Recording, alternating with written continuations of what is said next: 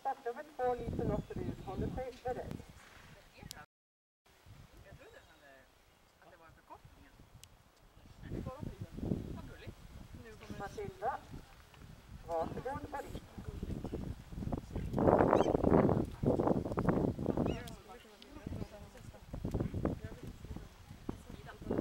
Lisa ringde.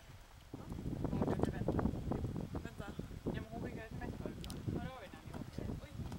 Jävlar. Och vi har ett åsikt. Jag har fått av mig. Så bara, vart är ni? Ja, på tävling då. Du orkar. Men vi kanske ska åka dit sen. Åka dit, dunka ner oss och sen åka på Svalbard. Alltså bara, är ni klara snart eller? Vi behöver inte ligga där, vi kan göra det. Ja, men allt är klart. Nu kommer. Hon vill inte ha matchen.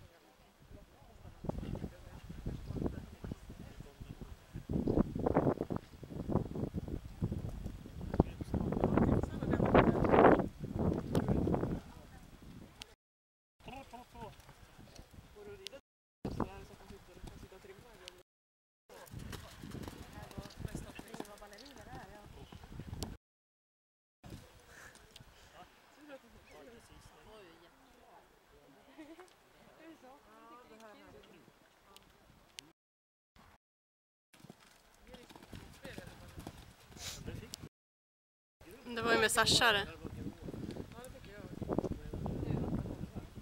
var bra. Så göra... Alltså få en liten... Hon blir felfri. Hon bara skulle stoppa. Då skulle hon hoppa på.